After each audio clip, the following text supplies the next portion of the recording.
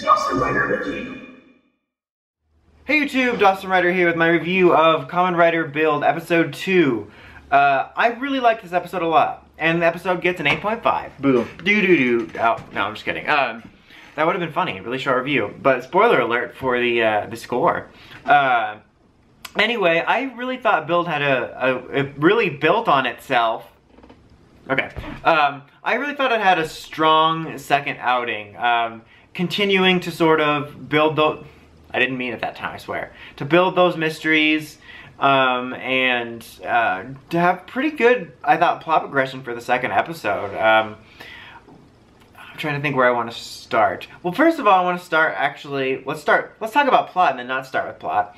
But I have to say, like, for the most part, the sort of lighter comedic vibes are actually vibing with me pretty well. And like the main character, is it Saito? I'm gonna call him Build for now. I know it, but I'm confused about the pronunciation for a second. So Build, like I actually still, at 2 episodes in, I'm hopeful for his personality in terms of like my taste, because again, he doesn't seem like a full-on either goody-goody or like a loud, obnoxious character. He's kind of more, he's definitely lighter, but he's a little bit more sarcastic, which I appreciate, and that really came out in this episode, so I quite enjoy him. And he had some funny bits, like when he didn't want Ryuuga to tell him his life story, and when he's like, you need to learn to pick up a cue. Or one of my favorite small moments was when he was being chased by the guards, and he rounds a corner and just, like, de-transforms, and he's like sitting around the corner on his phone, just like, oh yeah. And I thought it was funny, not only just because like that worked and then that was his idea and the visuals, but because his phone is so large. Like, it's funny because people joke nowadays like how it's funny that we've got like the large note style phones, like it's gotten to where we like smaller phones, bigger phones, but this is like thick, like because it becomes a bike and it's so obvious, like not a real phone, and I don't know, I found it funny. But my point is that a lot of those sort of vibes are gelling with me. Like I said, I think it's in part due to like it being done well in a way that appeals to me, but also like watching stuff like Amazon's, where I sort of learned to appreciate the middle ground and the more lighter aspects of it. But anyway, I wanted to make note of that before I forgot it. But plot-wise, we got a little bit about Ryuuga and how he was set up for murder, and basically like his girlfriend had sent him like a recommendation to see this doctor, and then the doctor was dead when he got there, and she had been tricked into it. And again, there was a funny bit where they're like, tell us everything, and he starts talking about when he was born. That's kind of a classic joke, but I still thought it was funny. And this episode basically revolved around a bit of his origins in terms of like his girlfriend, who I assume was his girlfriend, and or possibly fiance, I don't know. They were connected, and how she had now been kidnapped and was turned into a smash. And it was interesting because they like right before we found out she was kidnapped, we had it explained to Ryuuga basically how the smash thing works, and like, you know, you purify him after you defeat him basically, and then you can use their essence to create a bottle, basically kind of clarifying some of the mythology they laid out last week. But the reason they laid that out, which was kind of funny, because at first Ryuuga was kind of almost annoying me, because even though he had just found stuff out, he was reacting in a way like he didn't know what was up. But in the end, he made like the right decision, so it ended up being fine. It was like on the verge of like annoying me. But anyway, the reason they laid that stuff out was because we found out in this episode that if you're in less than ideal like health conditions, when you become a smash, you die if you are destroyed as a smash. So like last week's guy, he got the smash destroyed, he was purified, whereas she was sick, so she disintegrated at the end.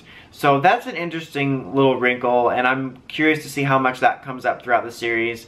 I don't know whether it'll be often or for very just specific storylines, but it definitely added a bit more weight to it, because like at first I was like, well, it's gonna be fine, you know, he's gonna have to technically beat her up a little bit. That sounds bad, but you know what I mean. But she'll be purified if he defeats the monster half, but that's not what happened. So I thought that was a nice, it was a nice, like, kind of almost like Ryuga's intro episode in a way, like that focused more on him, but also set up for his future as the other writer with the bottle that came out of it being dragon. I thought it was a nice little setup. So that was neat.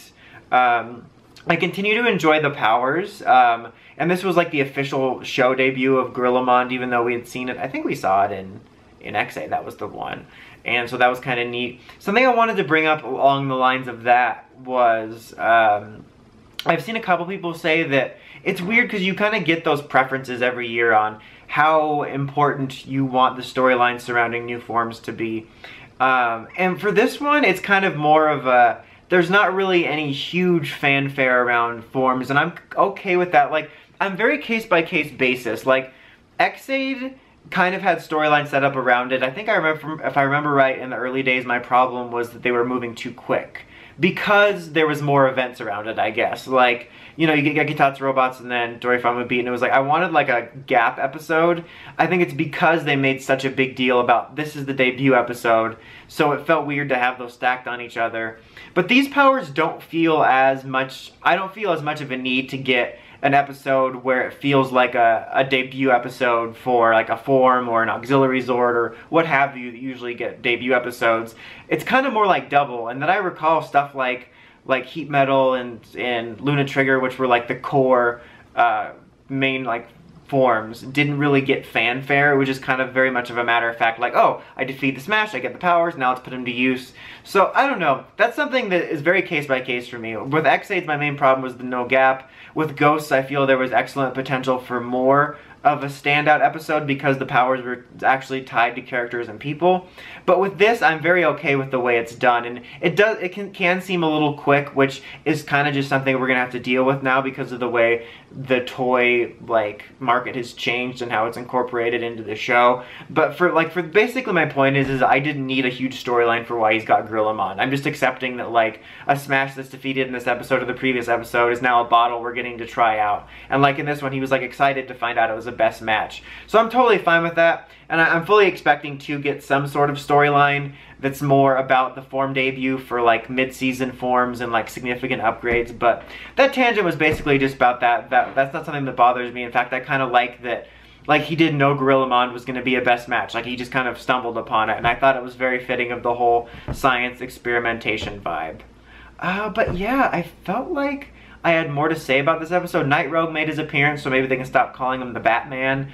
And he's really cool, and I feel like I had more to say because I felt like more happened in this episode, but I just thought I really enjoyed myself. I enjoyed the lighter beats. I thought it moved things at a really good pace from last week. It kind of sort of kept the momentum going, and I thought it did some really good, like, more setup in terms of like the mysteries they have established, and especially for Ryuuga, and I'm quite enjoying it so far. I'm really hoping it doesn't let me down because I'm quite invested at this point. So overall, like I said, 8.5. I kind of spoiled that at the beginning, but yeah.